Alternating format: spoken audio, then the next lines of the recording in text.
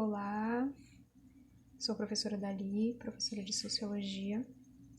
Eu vou te dar uma dica porque eu tô fazendo um resumo do capítulo 13, tá? Então esses slides aqui, eles são um resumo desse capítulo. Vou falar um pouco baixo porque já tá de madrugada, então preciso fazer o máximo de silêncio. Mas tenta aumentar o volume do seu áudio e me acompanhar, porque com certeza esse assunto, a gente estudando, vendo, tentando entender por que as coisas são dessa forma, será que elas poderiam ser diferentes? O que a gente pode fazer para que as coisas sejam diferentes? As coisas sempre foram assim? A sociologia ela se preocupa muito em entender sobre as coisas, né? E quando a gente fala de cidades, do lugar onde a gente vive, surgem tantas inquietações e questões que quando a gente começa a olhar ao redor e ver o contexto, é um crescimento assim para a gente como pessoa, amplia nossa percepção e visão de mundo. E também tem a questão do Enem, porque um argumento crítico, ou a questão de se você quiser um dia fazer redações para concursos públicos, saiba que esse assunto, sociologia, ciências humanas, reflexão, ele é o melhor que há para a gente poder desenrolar assim tudo nessa vida, né? Mas sem mais, eu vou começar a falar eu comecei a falar um pouco sobre a história, né, da pesquisa na cidade, falei da Escola de Chicago, que se preocupava muito em entender a cidade como um organismo vivo, e essa Escola de Chicago no início do século XX, né, falou sobre o Zimmel, que ele tinha um sociólogo que entre o século XIX e o XX, que ele estava muito interessado em entender a psicologia dos moradores dessa cidade, como é que pensavam esses moradores, e como essa psicologia e essa ecologia, né, eles foram um interesse dos estudiosos da cidade, né, mas ao longo do tempo, essa psicologia e essa ecologia, elas não conseguiram dar conta de tantas questões da complexidade que é viver na cidade, para além de pensar como é que eu posso apenas reduzir o estudo da cidade ao estudo do psicológico dos moradores, entende? É sempre preciso ir mais, sabe? E a cidade, como um espaço produzido pelos conflitos relacionados às contradições do capitalismo, foi um foco da pesquisa dos anos 70. Né? O que quer dizer essa contradição, né? Esses conflitos relacionados à contradição do capitalismo, né? Porque a cidade é pensada como um lugar para viver. Quando as pessoas saem do campo para ir para as cidades para trabalhar nas fábricas, elas estão pensando em quê? Elas estão pensando em ter uma melhor qualidade de vida, né? Isso, historicamente, que as pessoas se deslocam, né? Nessa revolução industrial, elas se deslocam para a cidade, elas vão para trabalhar. Porém, na lógica do capital, na lógica do mercado, a cidade é muito mais vista como um objeto de lucro. Esse espaço urbano, por isso, ele acaba se construindo a partir desses conflitos, né? Do valor que a cidade tem para os trabalhadores e do valor que a cidade tem para o mercado. E essas contradições e conflitos, né? População, mercado, entra no meio aí o Estado, porque o Estado é aquele que vai, pela lógica, levar para essa população os serviços de saúde, transporte, educação, mas até que ponto esse Estado ele atende unicamente os interesses da população? Porque quando a gente vê, por exemplo, uma imagem como essa, pontos perto da praia, em que existem os serviços de transporte, de habitação, de transporte, de segurança, de saúde ali, enfim, tudo bonitinho, né? E quando a gente olha para a periferia, em que há uma ausência muito grande desses serviços, há uma contradição nesses espaços, né? Se o Estado tem o dever de garantir o acesso a esses serviços, por que eles são tão desiguais, né? Que lógica é essa, né? Que não chega de forma igual para todos, né? E que a gente observa também outro fato dessa questão do mercado é a cultura do medo, porque não dá muito, não sei se dá muito para ver, mas mostra o quanto as pessoas têm medo da violência. Mesmo as pessoas que nunca foram assaltadas ou pessoas que não trabalham com profissões de risco, elas têm medo da violência. Então está muito relacionado. Eu nunca fui assaltado, mas eu vejo que eu ouvi falar dos meus vizinhos, dos amigos, parentes já foram assaltados, enfim. E isso me dá medo. Ou vejo na televisão na hora do almoço, os noticiários de violência. Porque assim, nos choca, nos sensibiliza e acaba mexendo com as nossas emoções. Por isso que fica tão gravado na gente, né? E por que interessa tanto a mídia trazer essas questões, né? Porque também interessa a gente assistir, ver, enfim, nós damos audiência para isso que também nos choca, nos sensibiliza, enfim. E essa cultura que altera completamente os nossos hábitos, né? Faz com que a gente deixe de frequentar certos lugares, deixe de fazer certas coisas, né? Também está muito relacionado a forma como esse medo ele se tornou justificativa para o próprio Estado e para o próprio mercado, eles construírem formas novas formas de se viver na cidade. Há mudanças na administração dos espaços públicos e privados, né? E nessa questão da mobilidade urbana. Porque, por exemplo, a gente observa o quanto de condomínios fechados com grades de segurança, câmeras e uma série de aparatos de segurança e os shopping centers, que até nas escolas funcionam dentro dos shoppings, todos os serviços possíveis dentro do shopping para que as pessoas não possam se sentir mais seguras, né? E a quantidade de monitoramento com as câmeras nas ruas, o gasto de milhões que os governos, o Estado ele faz, né? O Estado como organização jurídica, política, social, ele faz, né? Enfim, todas essas questões que são muito... Há uma contradição aí quando a gente observa, por exemplo, os espaços vazios, os espaços públicos que acabam se esvaziando, né? As praças, às vezes você que mora perto de uma praça, muitos moradores acabam até resistindo a falta de investimentos que há nos espaços públicos, que essas pessoas, mesmo com a precariedade dos espaços públicos, elas caminham nas praças, juntam os vizinhos, há uma sociabilidade ali, porque eu moro perto daquele espaço, eu quero estar ali, eu conheço as pessoas ali, me divirto ali, porque assim, o espaço do shopping está muito relacionado ao consumo, né? Mas quando a gente pensa, voltando para cá, o espaço do shopping está muito relacionado ao consumo, mas como esses espaços aqui estão muito relacionados a essa vida na vizinhança, a conversar com as pessoas à volta, os vizinhos, enfim. E há uma necessidade das pessoas de frequentar esses espaços, mesmo que não exista, haja uma ausência de investimentos públicos, né?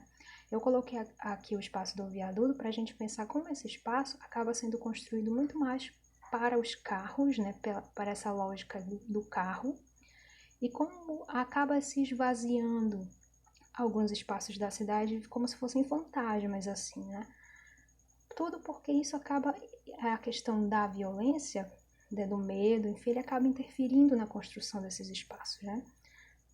Coloquei aqui também a imagem de um coletivo à noite, de madrugada, que mostra o quanto essas pessoas funcionários de restaurantes, vigilantes, empregados de supermercado, pessoas assim que trabalham de madrugada, elas exigem, elas precisam trabalhar à noite, madrugada, enfim, e nem sempre há esses ônibus. Muitas vezes eles demoram muito, há uma espera muito grande pelos ônibus de madrugada, e quando eles vêm lotados, porque por conta desse risco da violência acaba havendo uma menor demanda, né? Quer dizer, acaba havendo menor quantidade de ônibus circulando, há uma procura muito grande, mas há menos ônibus circulando e essa população acaba sendo prejudicada, né? Então é para pensar como a questão da violência, do meio da violência, enfim, ele acaba também É preciso pensar nessas pessoas que precisam pegar o transporte público à noite. Como é que você faz para não prejudicar essas pessoas, né? Mas quando a gente fala de violência urbana, a gente precisa pensar o que é também, né? Quem, onde, por quê, como evitar, né? Ou será que a gente precisa, de que modo a gente precisa pensar isso? Porque quando a gente fala de violência urbana, por exemplo, eu percebi, achei interessante, um sociólogo que ele fala do Erving Goffman, ele fala sobre o estigma, né? A gente já imagina a violência como o assalto, aquele jovem que chega e já assalta e, enfim, né? Todas aquelas formas de violência que nos afetam, né? Mas, como o estigma, ele está relacionado a você tratar alguém como criminoso, ainda que essa pessoa não esteja cometendo crimes. Como a juventude das periferias, elas acabam sendo vistas como classe perigosa, porque há todo um processo de percepção, né?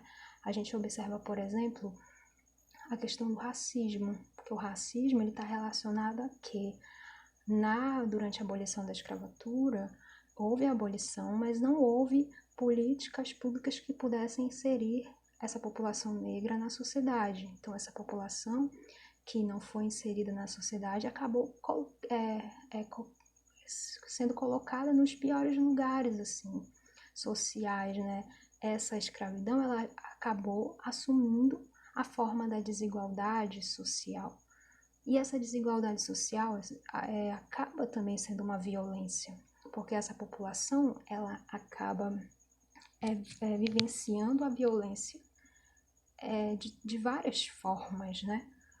Por isso que a gente observa aqui que quando a gente fala de violência, né, a gente fala de violências, porque o Estado também, as classes dominantes também, que às vezes estão em posições de poder, elas acabam agindo de forma violenta nesse sentido do desemprego, da corrupção, da desigualdade, da educação precária, da omissão do Estado.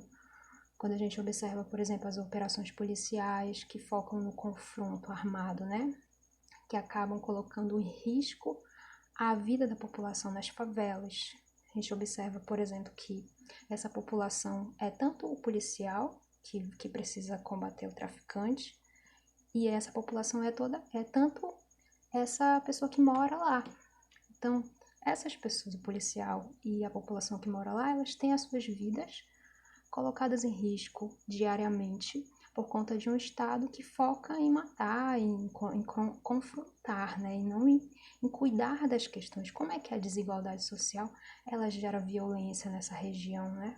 Se a pessoa tiver outras oportunidades de existir, de viver, será que seria tão violento, sabe? Ela lidaria com as coisas de forma tão violenta? Por exemplo, quando o Loic Wacom ele fala que existe a violência vinda de baixo, que é a revolta dos jovens das áreas pobres, né? Ele se revolta, ele vai lá, assalta, ele vai lá, ele comete crimes, né? E tem a violência vinda de cima, que é justamente a ausência das políticas públicas que melhorem a vida dessa população, né? E é justamente essa violência de cima que está relacionada à criminalização da pobreza, porque se eu sou aquele que é considerado, estou nessa posição de pobre e estou nessa posição de criminoso e sou indesejável, né? Então eu quero separar, não quero ver, eu não quero olhar, quero realmente retirar essa pessoa de uma área em que em torno esteja a riqueza, o comércio, a beleza da cidade, né? Tirar essa população feia, a população pobre, a população considerada criminosa dessa região mais rica ou sei lá, turística, uma região que vise o lucro, essa questão do lucro, né? Aí que se vai falar, por exemplo, da segregação espacial urbana. Essa população mais pobre, ela habita os lugares distantes do centro urbano e longe dos locais de comércio e de trabalho. É o que a gente observa que essas pessoas vivem em regiões afastadas, com menos acesso aos serviços essenciais, saúde, lazer, educação. longe do local de trabalho. Você pode imaginar essa pessoa, essa rua aí, onde essa pessoa está andando, né? Você percebe como tudo se relaciona. Se a pessoa não tem acesso à saúde, saneamento, isso também está relacionado à falta de acesso à saúde, falta de acesso à educação, essa educação ambiental de não jogar lixo na rua, ou imaginar, será que o carro do lixo passa aí?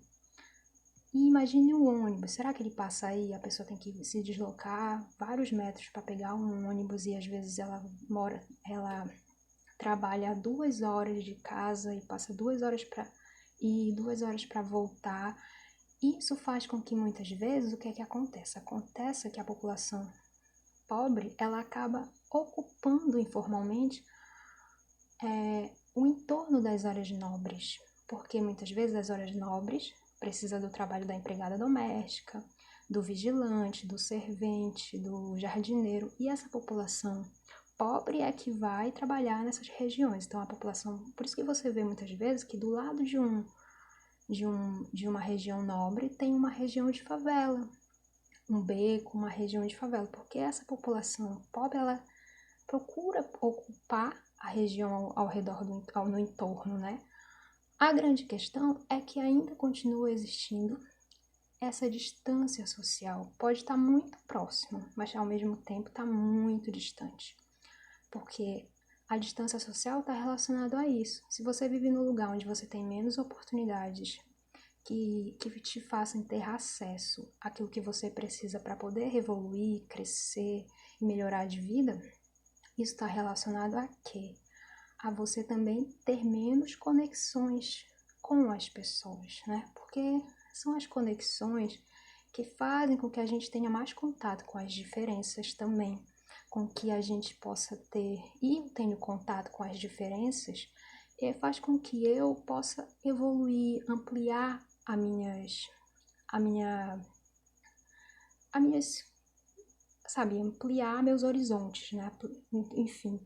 E eu ampliando os meus horizontes, eu acabo o quê? Rompendo, né, com essa desigualdade, parando de reproduzir a desigualdade, né? Porque eu ampliei meus horizontes de vida e eu tenho possibilidade, eu me vejo que eu tenho mais possibilidades de vida, de estudo, tenho um lugar de lazer ali que me permite estudar, porque às vezes o lazer está relacionado à educação, à cultura, tudo isso, né? E, ao mesmo tempo que essa população rica, ela também vive segregada. E ela não consegue ter contato com a diferença e ela acaba também vivendo numa bolha e aprisionada ali no próprio umbigo. Então, às vezes, você vê muitas pessoas depressivas e com vários problemas de saúde por conta desse isolamento, dessa ausência de conexões. A cidade como mercadoria, como eu falei, está muito relacionada a isso, né? É o que é mais a questão do mercado, né? A gente observa, por exemplo, Fortaleza, lá nessas regiões mais de praia, o quanto essa população que vivia pescadores, que tinham ali a sua cultura, o seu modo de vida, a sua relação com aquela natureza, ela vai se perdendo a partir do momento em que a cidade vai se tornando esse caráter de mercadoria, né? Eu, prefeito, eu quero atrair o turismo, atrair investimentos, né? Então essa cidade, como é que essa cidade, o turismo, eu faço um turismo para vender, né? Para que as pessoas, os visitantes cheguem e gastem nessa cidade e haja um lucro, né? Para quem é esse lucro também, né? Outra coisa a se perguntar. E aí toda essa questão, né, da história daquele morador ali, ela vai se apagar, porque aquele morador pobre, ele vai se afastar daquela região onde ele morou a vida inteira, às vezes, para dar lugar a um empreendimento ou para ser construído um prédio para os negócios, enfim. O que a gente vê, por exemplo, a Copa do Mundo, né, que várias pessoas tiveram de ser removidas do seu local de vida em que elas construíram a vida inteira, da sua cultura, enfim, de toda uma relação ali que elas criavam entre si para que esses empreendimentos pudessem ser construídos. E aí, o que é que restou depois, né? Isso é uma coisa para a gente pensar como essa cidade como mercadoria que visa a mercadoria e que apaga a história, as memórias, e as vidas das pessoas também. Para isso tudo, mas para a gente pensar como é que a cidade pode também ser um espaço democrático, que é o contrário desse espaço segregado. Né? Fala-se, por exemplo, do orçamento participativo. Se eu e você pudéssemos decidir como é que os recursos públicos na cidade vão ser aplicados, por exemplo, eu gostaria que se construíssem cinemas, praças e equipamentos de lazer, de saúde, de seguro, enfim, os equipamentos de saneamento que eu necessito no lugar onde eu vivo. Como é que eu posso negociar com os poderes públicos sobre esse orçamento, né, da minha cidade, enfim, isso tudo, essas questões, elas estão existem na cidade de Fortaleza esse orçamento, mas ainda tem muito para amadurecer, para que as pessoas, muito ainda precisa ser feito para que as pessoas tenham essa consciência de que elas participar é o que vai colocar elas numa situação melhor de vida, em todos os sentidos. A economia solidária também está relacionada às cooperativas e associações, que é uma alternativa a esse mercado convencional que a gente tem. As pessoas, elas acabam se tornando os donos, assim, aí não existe essa questão do empregado e do dono do negócio, né? A pessoa que está na cooperativa é também dono do negócio, ela também é aquela pessoa que administra, então existe ali uma repartição dos lucros, uma repartição dos benefícios, e essas formas de você se mover na cidade de forma mais solidária, enfim, elas são coisas que ajudam a construir essa cidade como um espaço acessível e que as pessoas se tornam parceiras umas das outras e não simplesmente competidoras, né, mas parceiras e tudo isso interfere em tornar a cidade um espaço para todas as pessoas, né? Essas questões, eu espero que a gente se vocês pudessem deixar coisas no comentário, e enfim, algumas coisas aqui eu deixei de falar, mas espero que fique essas questões de alguma forma. Agradeço e é isso.